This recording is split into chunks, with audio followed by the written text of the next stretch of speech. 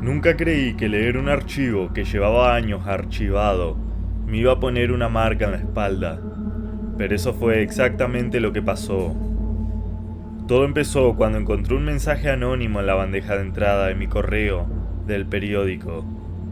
Solo decía: ella no desapareció, se la llevaron, y no fue la primera.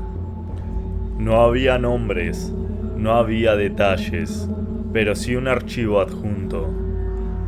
Y el nombre del archivo era el mismo que yo llevaba escuchando desde hace años, como una sombra: Laura Espinosa. Todos recordaban su cara, nadie sabía dónde estaba. La policía decía que se había ido por voluntad propia, y aún así, cuando abrí ese archivo, supe que había tocado algo, que alguien intentó enterrar muy profundo, porque no pasaron ni 24 horas antes de que empezaran a seguirme. Soy periodista, y no del tipo glamuroso que sale en los noticieros con traje y corbata. Yo soy de los que se meten en lugares donde nadie quiere entrar, donde la luz no llega y la gente prefiere no mirar. Pero esta vez fue diferente. Esta vez no fui yo quien buscó una historia. La historia me buscó a mí. Durante años, el caso de Laura Espinosa había flotado como un fantasma en mi ciudad. Una mujer joven que desapareció una noche sin dejar rastro. No hubo cuerpo, no hubo testigos, no hubo señales de lucha. Solo se fumó. Esto fue noticias durante semanas, pero después pasó algo raro. El caso murió de golpe. Nadie hablaba de él. La policía dejó de responder preguntas. Los medios dejaron de cubrirlo. Y cada vez que alguien lo mencionaba, la conversación cambiaba rápido, como si hubieran tocado un cable pelado. Pero ese correo llegó, y ese archivo cambió todo, porque adentro había algo que no debía existir. Pruebas de que alguien había destruido, y nombres, demasiados nombres. Mi problema empezó cuando intenté seguir la primera pista. Era simple: una foto, la última imagen registrada de Laura, captada por una cámara de seguridad, al final de un callejón en el centro. Se suponía que esa foto había sido de baja calidad, inservible, demasiado oscura para reconocer algo. Pero el archivo que recibí incluía la versión original, y no era oscura, no era borrosa. Se veía claramente a Laura caminando hacia un vehículo negro estacionado en la esquina. Se veía la puerta abrirse, y se veía una mano desde adentro, haciendo una señal, como si estuviera indicando que ella debía entrar. Cuando busqué esa cámara en los registros públicos, descubrí que la ciudad la había reemplazado al día siguiente de la desaparición. Todo el disco duro original estaba perdido, y el oficial encargado del caso había pedido su traslado a otra división. 2 semanas después renunció y se mudó a otro estado. Ahí supe que esto no era una desaparición común, y que alguien con poder había enterrado el caso a propósito. Pero el verdadero desafío empezó cuando encontré lo que había detrás de ese vehículo negro. Porque el archivo también contenía un nombre clave: Proyecto Cauterio. Y ese nombre estaba en documentos oficiales, sellados, clasificados, documentos que un periodista común no debería tener en las manos, a menos que alguien lo quisiera muerto. Cuando descubrí el nombre Proyecto Cauterio, pensé que era alguna iniciativa aburrida del gobierno, algo relacionado con presupuestos, infraestructura, algún programa viejo abandonado. Pero no, cuanto más buscaba, menos encontraba, y eso es lo que me dio miedo, porque cuando un programa del gobierno no aparece en ningún registro, es porque existe, pero no oficialmente. Pasé noches enteras revisando bases de datos, conecté con investigadores retirados, con archivistas, con policías que trabajaron en áreas sensibles, Y de tanto insistir, finalmente uno aceptó hablar. Pero solo si no grababa nada, si dejaba mi celular en el auto y si no usaba su nombre. Me citó en un estacionamiento vacío. Cuando llegó no me saludó, ni siquiera me miró, solo dijo: si sigues buscando ese nombre, no llegarás a fin de mes. Su voz temblaba, intentaba sonar firme, pero estaba aterrorizado. ¿Qué es el proyecto Cauterio?, le pregunté. No preguntes eso, ya hiciste demasiado, suelte el caso. Esto no es periodismo, esto es un suicidio. Por primera vez en mi vida, alguien me estaba diciendo que investigar era peligroso, no por los criminales de la calle, sino por los que llevan placa. Y antes de irse me dijo algo que me congeló. Mira los casos que han desaparecido del registro. Todos tienen algo en común. No fue un error, fue limpieza. Esa palabra, limpieza, me quedó dando vueltas. Esa misma noche me metí en la base de datos de personas desaparecidas archivadas entre los últimos 15 años y encontré el patrón. Cada 3 o 4 años, un grupo de personas desaparecía sin dejar rastros. Diferentes edades, diferentes barrios, diferentes ocupaciones. Pero había algo que los unía. Todos habían denunciado a alguien, todos habían incomodado a alguna persona con poder, todos habían aparecido en expedientes internos antes de desaparecer, y todos habían sido movidos a la misma carpeta, cerrado por falta de evidencia. Laura no fue la primera. Pero aquí viene lo peor. Tampoco iba a ser la última. Unas semanas después, recibí otro correo anónimo. Solo una frase: no llegaste ni a la mitad. Y un nuevo archivo. Este contenía direcciones, fechas y notas internas de reunión entre funcionarios. Y había una lista que me hizo perder el aliento. Próximos objetivos. Nombres de personas vivas, personas que todavía estaban aquí, personas que no sabían que solo le quedaban días o quizás horas. Y entre esos nombres había uno que conocía, uno que yo había entrevistado hace poco, una mujer que denunciaba corrupción en un programa de vivienda. Y de pronto, mi trabajo dejó de ser solo contar una historia. Ahora tenía que evitar que ella fuera la próxima. Fui a buscarla. No contestaba llamadas, no estaba en su trabajo, nadie sabía dónde estaba. Toqué su puerta, silencio, pero cuando ya me iba, escuché pasos dentro. Golpeé de nuevo. Soy yo, el periodista que te entrevistó sobre la denuncia. Necesito hablar contigo, es urgente. Se quedó callado un largo rato. Luego escuché cómo corría un cerrojo. Cuando abrió, tenía los ojos hinchados de llorar, como si no hubiera dormido en días. ¿Qué hiciste?, me dijo, mientras me miraba con terror. ¿Cómo que qué hice? Vinieron a preguntarme por ti. No sé quiénes eran, pero sabían todo.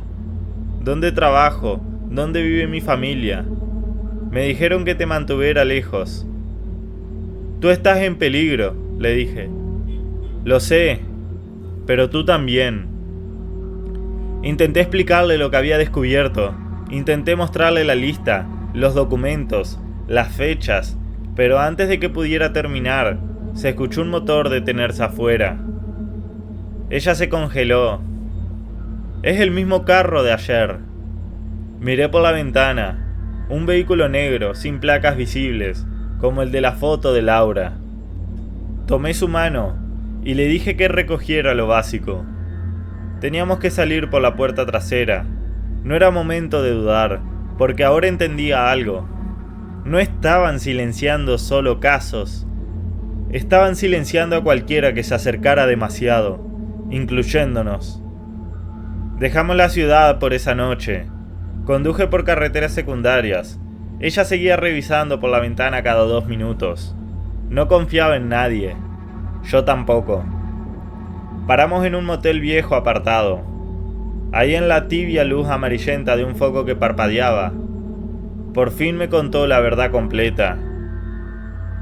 Hace meses recibí documentos que no debía ver, contratos falsos, pagos a empresas fantasma, nombres de funcionarios involucrados en desalojos ilegales. Cuando intenté denunciar, desaparecieron mis correos, mis copias, todo, y luego empezaron a seguirme. Pensé que estaba paranoica hasta que me llegaron fotos mías caminando al trabajo. Ahí supe que ella también había sido marcada. Marca que compartía con Laura y con los demás. Le prometí que haría algo más grande que un artículo. Prometí que no iba a dejar que su nombre fuera otro archivo archivado. Pero mientras hablaba, me di cuenta de algo. Si ellos descubren que tengo la lista, la investigación completa, los documentos filtrados, soy su principal problema. Y los problemas se eliminan. A la mañana siguiente revisé mi correo usando una red privada. Había un nuevo mensaje. No sigas. Última advertencia. Esta vez incluí una foto mía saliendo de mi departamento esa misma mañana, aunque había salido por la puerta trasera, lo que significaba que tenían acceso a mi edificio y que sabían exactamente dónde estaba. Tenía 2 opciones: huir o intentar exponerlo todo. Pero yo no vine a este mundo para huir. Decidí contactar a una colega que trabajaba en un medio internacional. Ella sí podía publicar sin que la silenciaran desde dentro. Le pedí que nos reuniéramos en un lugar público, donde sería más difícil que intentaran algo. El plan era simple: entregarle todo, hacer que esto explotara antes de que pudieran callarnos. Llegué 1 hora antes a la cafetería. Me senté cerca de la ventana donde tenía vista de toda la calle. Llevaba todos los documentos impresos y una memoria con respaldo. Mi colega llegó 10 minutos después. Apenas se sentó, le dije: no hables fuerte. Esto es serio, muy serio. Y justo cuando empecé a explicarle, lo vi. El vehículo negro, estacionándose frente al local. Le dije que guardara los documentos bajo la mesa. No podía arriesgarme a que los vieran. El conductor bajó. Otro hombre bajó del asiento del copiloto. No parecían policías, no parecían agentes, parecían algo peor. Eran los mismos que había visto vigilando los departamentos de las víctimas. Entraron al lugar sin prisa, como si supieran exactamente dónde estábamos. Cuando uno de ellos me vio, sonrió. Una sonrisa tranquila, como quien marca un número en una lista. Le dije a mi colega que corriera por la puerta trasera, que no volteara, que no esperara por mí. Tomé la memoria, la metí en mi zapato y caminé hacia ellos. Sabía que no podía luchar, pero sí podía distraer. El más alto se acercó y me dijo: pensé que eras más inteligente. Y yo pensé que ustedes eran más discretos, le dije. No tenías que hacer esto. Y ustedes tampoco. Me tomó del brazo, no fuerte, pero firme. Vamos a hablar afuera. En ese instante escuché gritos atrás, mesas moviéndose, gente corriendo. Mi colega había logrado escapar, y ellos no lo habían notado. El segundo hombre me revisó. Buscó papeles, bolsillos, mochila. No encontró nada. El principal me dijo: cierras la boca y esto termina hoy.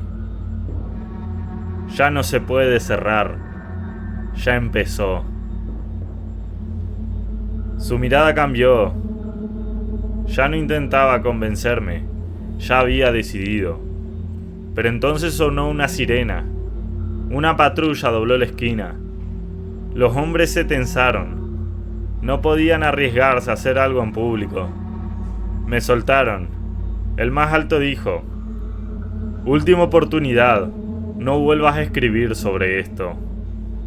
Se fueron, pero yo sabía que no era una advertencia, era una promesa. Y también sabía que no tenía mucho tiempo antes de que se dieran cuenta de que mi colega había escapado con toda la evidencia. El reloj había empezado. Desde ese día, he estado moviéndome de un lugar a otro.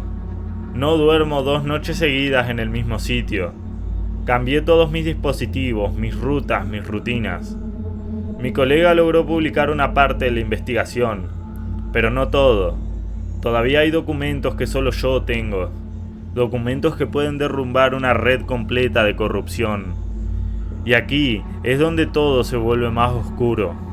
Después de que la historia salió a la luz, 3 de los nombres en la lista desaparecieron. Aunque sabían que estábamos hablando de ello, aunque sabían que estábamos mirando, a ellos no les importa ser sutiles, solo les importa limpiar. Pero también recibí decenas de mensajes de gente que decía haber visto algo. Gente que llevaba años guardando secretos, gente que tenía miedo, pero ya no tanto. Porque cuando algo sale a la luz, aunque sea una grieta, es imposible volver a esconderlo por completo. Este no es el final, este es apenas el comienzo.